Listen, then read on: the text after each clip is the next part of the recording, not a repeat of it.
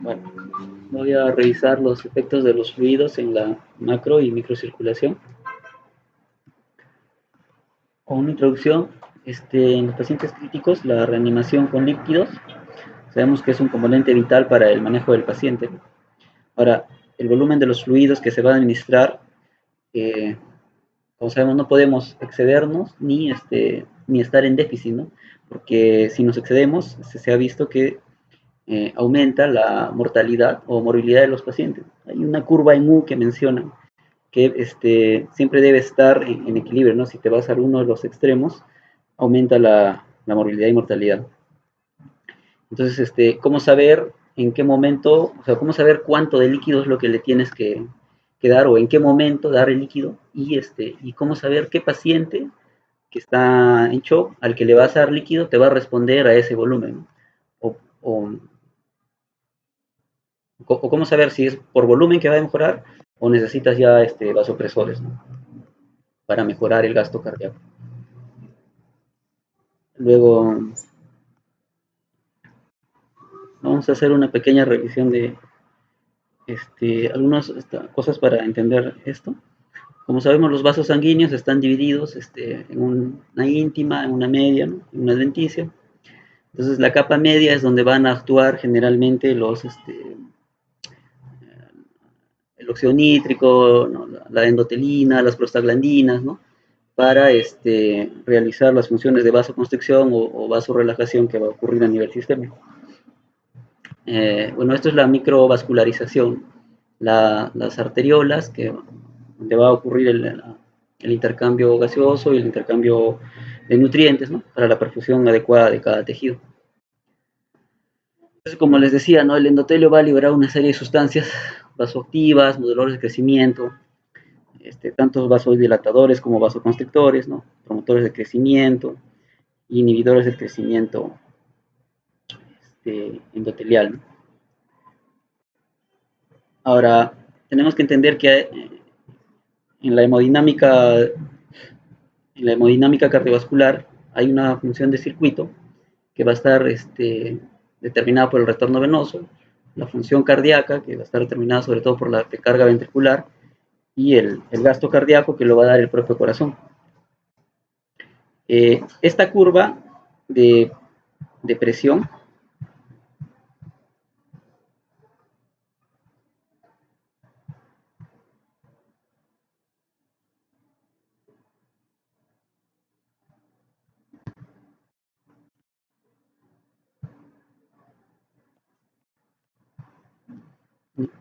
donde tienen aquí en este eje la presión en la aurícula derecha y en este eje el retorno venoso. Entonces, nos dice cuando, como sabemos, la presión de llenado de la aurícula derecha es negativa, ¿no? Está promedio entre menos 2 milímetros de mercurio. En esta zona va a ocurrir un llenado adecuado o un retorno venoso adecuado de la aurícula, ¿no? Ahora, nos dice que mientras más positiva se hace la curva, el llenado va a ser peor, ¿no? Va a empeorar. No va a haber un adecuado llenado en la aurícula. Es importante porque el del llenado de la aurícula va a depender el volumen que va de sangre que va a ir en este caso a la arteria pulmonar, luego a las venas pulmonares y a la aurícula izquierda, y esto es la precarga que va a recibir el ventrículo para eyectar un volumen sistólico efectivo, ¿no? Para un adecuado gasto de todas las células del organismo. Entonces, por eso es importante que la aurícula se llene adecuadamente. Entonces te dice que por eso debe tener una presión negativa la aurícula para que pueda recibir la sangre, ¿no? Ahora, y esta curva explica eso, ¿no? Cuando está en ese rango, el llenado, el retorno venoso es adecuado, aproximadamente 5 litros, ¿no? Por minuto. Ahora, mientras más se va haciendo más positiva, el llenado va disminuyendo, porque obviamente hay algo que está en contra de que entre, ¿no? Si la presión es positiva, no va a dejar que el retorno venoso sea adecuado, ¿no? La presión debe ser negativa, y es por eso que mientras más negativa es, pues, para este lado, el llenado va a ser adecuado, pero no es una curva, o sea, esta curva tiene fin, ¿no? O tiene una meseta. que es más o menos en los 5, en este caso lo ponen en los 8 milímetros de mercurio. Cuando la presión es menos de 8 de milímetros de mercurio, los vasos colapsan, ¿no? Dentro del tórax, la vena cava y las venas cavas van a colapsar, y al colapsar ya no va a haber retorno venoso. Entonces, es por eso que es una curva con meseta y hasta más 8. Bien. Luego, lo otro que tenemos que entender es el gasto cardíaco, ¿no? El gasto cardíaco entendido como un volumen sistólico por la frecuencia cardíaca. Y el volumen sistólico está determinado por el llenado ventricular y la contractibilidad. Y es en el llenado en el que nosotros vamos a trabajar. Vamos a ver si el volumen que yo le voy a dar a este paciente va a ser expresado en un gasto cardíaco adecuado. Entonces, el volumen que le damos por la aurícula derecha que estaba mencionando es la precarga que va a recibir el corazón para mejorar el gasto cardíaco. Estamos considerando en este caso que el músculo, el estado de la fibra es adecuado y no está alterado, ¿no?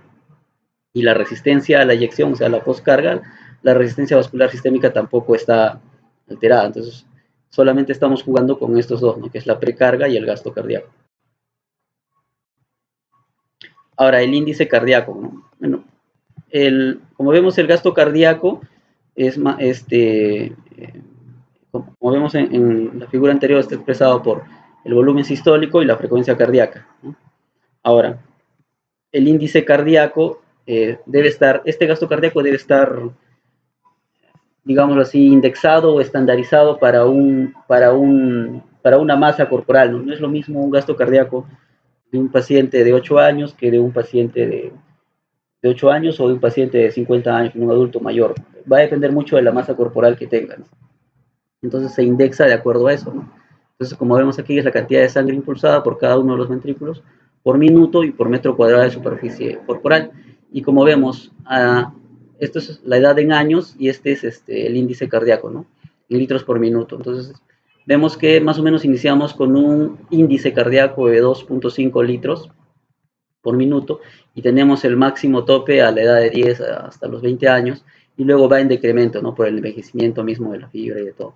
El índice cardíaco va bajando hasta que vuelve a igualar, ¿no? Entonces, las indicaciones para iniciar la fluidoterapia, lo primero es la historia clínica, ¿no? El examen del paciente, el examen físico, la medición de las variables hemodinámicas y los marcadores de hipoperfusión tisular, ¿no? Los marcadores de hipoperfusión tisular pueden estar incluidos el lactato, el llenado capilar, por 2 segundos, ¿no? La libido reticulares, ¿no? O las manchas de piel que le dicen el skin nutri. Ahora, el líquido que se va a administrar como una prueba de fluido, es decir, para ver si este paciente va a responder o no a esta cantidad de líquido, se debe mitigar el riesgo de la sobrecarga de líquidos en aquellos pacientes que no requieren un volumen intravascular adicional, ¿no? Se debe usar el volumen más pequeño que proporciona un desafío efectivo del sistema cardiovascular. Dice, muy a menudo las medidas de la macrocirculación se utilizan para evaluar y tratar el compromiso hemodinámico en el paciente crítico, y las medidas de la microcirculación no se usan de forma rutinaria al lado de la cama. Bueno, o sea, el otro inconveniente que hay es que la macrocirculación sí la podemos evaluar, ¿no? La presión arterial, la presión venosa. El problema es la microcirculación. No se puede evaluar, o no se hace de rutina, ¿no? Solo más se hace en investigación.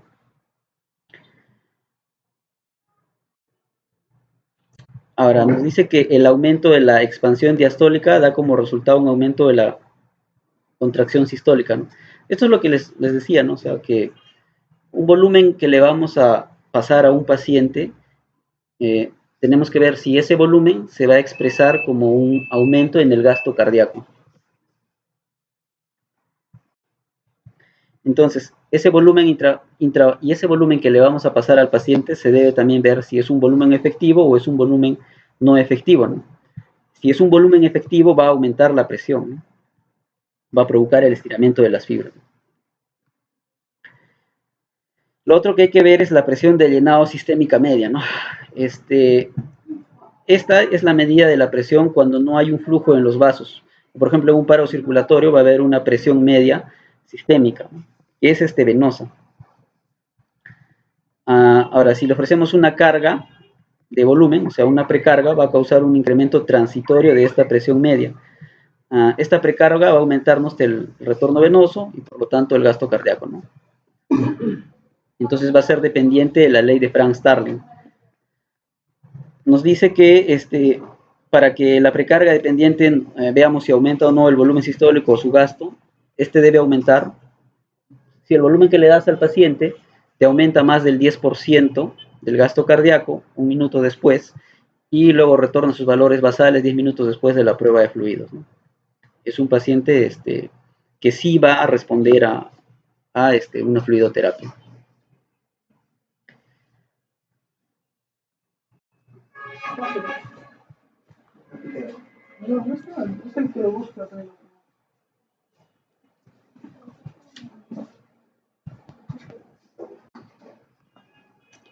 Esta imagen, donde vemos la precarga ventricular y el volumen sistólico, podemos ver en el punto A, en comparación al punto B, esto de estrés es el volumen que sí va a ser efectivo y el estrés es un volumen que tú le das que no es efectivo, que no nos va a generar una presión intravascular, ¿no?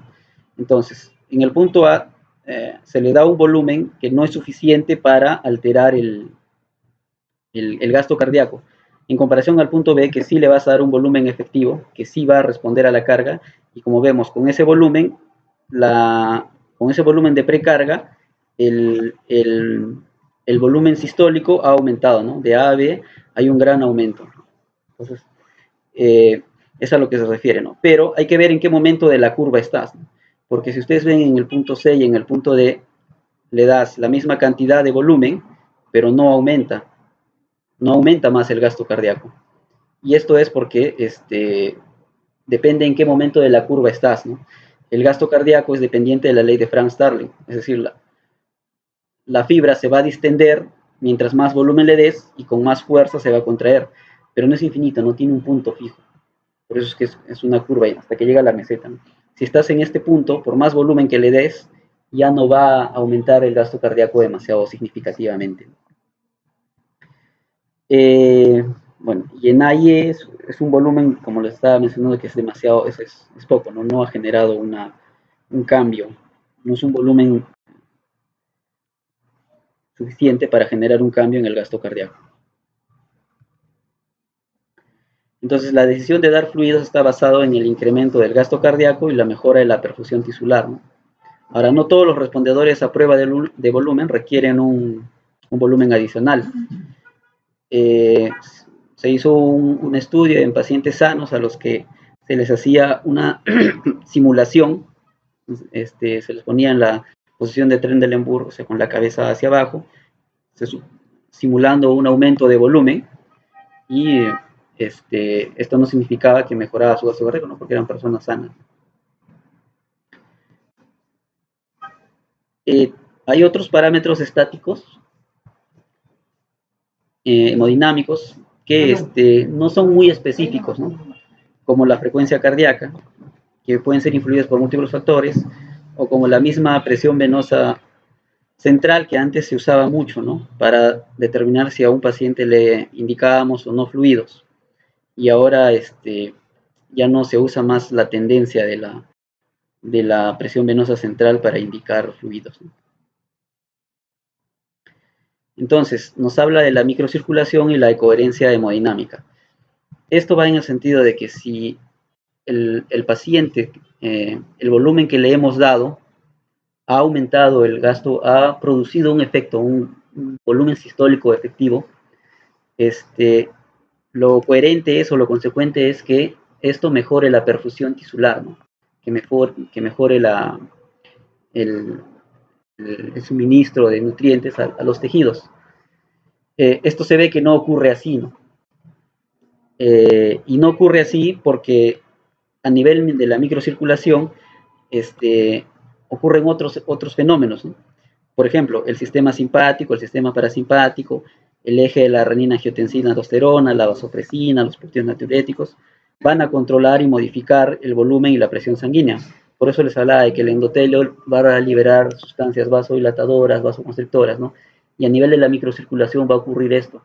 Entonces, en un paciente que aparentemente tiene una buena presión, un buen llenado, pero la perfusión no es la adecuada, ¿no? Entonces, estas vías y hormonas nos van a afectar, como dicen aquí, el suministro de sangre a la microcirculación a través de la modulación de la función del corazón, el tono de la vasculatura y el volumen, la viscosidad y la composición de la sangre. Ahora, nos dice como la microcirculación tiene un papel importante en el mantenimiento también de la homeostasis, ¿no? De los órganos terminales, ¿no? El control del flujo sanguíneo cutáneo, bueno, esto que les mencioné, ¿no? El óxido nítrico de todas estas sustancias vasodilatadoras es el más importante, ¿no? El óxido nítrico, las prostaglandinas y las endotelinas que van a actuar en el músculo liso vascular, regulando el tono, ¿no?, de los vasos.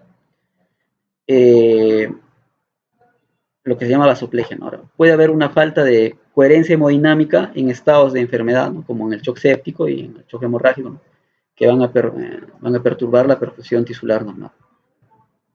Entonces, lo ideal sería poder monitorizar los efectos de estos fluidos a nivel de la microcirculación. Y bueno, se dice que hay la revisión que nos han mandado, hay 4, ya no he revisado esto, ¿sí?, que hay 4 generaciones de tecnologías disponibles para poder evaluar la perfusión a nivel de la microcirculación. Pero también nos menciona que esto se usa más en estudios de investigación, no rutinariamente como lo hacemos en la UCI. Bueno, nos habla también de los tipos de shock, ¿no?, como el shock hipovolémico, el cardiogénico y el obstructivo, están más asociados a un bajo gasto cardíaco. O sea, en teoría, estos tipos de shocks con una fluidoterapia adecuada deberían mejorar el gasto cardíaco y mejorar la perfusión tisular, ¿no? Excepto el shock distributivo, que puede tener un gasto cardíaco alto o bajo. Ahora, un efecto secundario de la fluidoterapia nos dice, por ejemplo, que es la hemodilución. Al estar los matíes más diluidos, va a empeorar, pues, ¿no?, el intercambio gaseoso, el intercambio de oxígeno a nivel tisular, produciendo como un shock microcirculatorio, ¿no? O sea, al mejorar la fluidez, el tiempo en el que los eritrocitos van a estar para hacer el intercambio gaseoso va a ser más rápido, ¿no? Se van a pasar más rápido y no va a poder ocurrir un buen intercambio, ¿no? También se ha visto que en posoperados con adecuados signos de macrocirculación, o sea, que tienen un buen volumen, presentan alteraciones de la microcirculación. Esto se puede medir con el índice de flujo microcirculatorio, ¿no?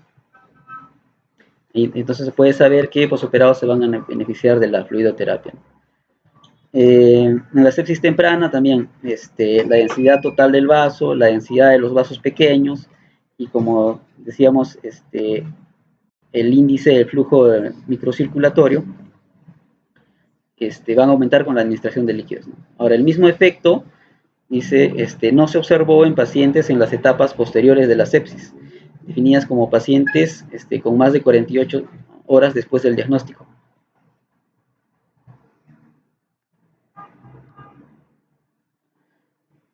Ahora viene la predicción de respuesta a fluidos, ¿no? ¿Qué indicadores podemos usar para predecir si nos va a responder o no a la fluidoterapia, ¿no? Nos hablan de la presión de pulso variable, la variación del volumen sistólico entre latido y latido. Debe ser mayor del 12%. Si es mayor del 12%, entonces es un respondedor a fluido. Pero estos parámetros estos indicadores han sido validados en pacientes que están en ventilación mecánica a un volumen tidal de más o menos 8 mililitros por kilogramo y no deben tener alteraciones de la compliance torácica y, bueno, deben estar también en ritmo sinusal, ¿no? Otro indicador es el índice de colapsabilidad de la vena cava. Se mide el diámetro de la vena cava por un ecocardio transtorácico. Para más específico que esto, es un eco transesofágico donde se mide la vena cava superior Y bueno, nos dice que este índice o marcador se puede usar en pacientes que sufren de arritmias. Ahora, el PIP test o la prueba de oclusión expiratoria final, en el cual se suspende por 15 segundos, en teoría esto debería mejorar el retorno venoso, o sea, la precarga, más de un 5%. Si es más de un 5%, nos dice que es un paciente respondedor a fluidoterapia, ¿no? Y lo otro era la maniobra de elevación pasiva de las piernas, ¿no? Cuando uno eleva las piernas, supuestamente un volumen de sangre de más o menos 300 mililitros va a incrementar la precarga del corazón y esto va a mejorar el gasto cardíaco, ¿no? Va a aumentar el gasto cardíaco. Esto también tiene sus limitaciones en pacientes que tienen aumento de la presión intraabdominal, ¿no? Pero puede usarse en pacientes con ventilación espontánea, ¿no? Los que no tenemos que estarlo agrediendo con una vía endovenosa, ¿no? Entonces, las conclusiones son: la decisión de administrar un líquido intravenoso a un paciente es clínica, ¿no? La evaluación clínica de cada paciente debe incluir una predicción de si es probable o no que este paciente va a responder a un volumen adicional y si lo requiere, si en realidad se va a beneficiar de este volumen. Ahora, la administración de fluidos se guía en general por los cambios observados dentro de la macrocirculación. Como estábamos viendo, es más que nada una tendencia de cómo va la presión venosa central y cuánto, si esto se refleja en un gasto cardíaco adecuado, ¿no? Un gasto cardíaco incrementado. Históricamente se presume que esto representa la microcirculación. Sin embargo, en la enfermedad se ha demostrado que la coherencia puede no existir, ¿no? O sea, puede tener un buen volumen y no haber una adecuada microcirculación, ¿no? O sea, no haber una adecuada perfusión tisular, como en los casos de shock séptico o shock hipovolémico que habíamos visto, ¿no? Ah, y bueno, la bibliografía menciona que todavía no hay mucho sobre los fluidos en la microcirculación. Y bueno, también los efectos van a variar según el proceso de la enfermedad y la etapa de la enfermedad, ¿no? En la que se encuentra, ¿no? Esto también todavía sigue en estudio.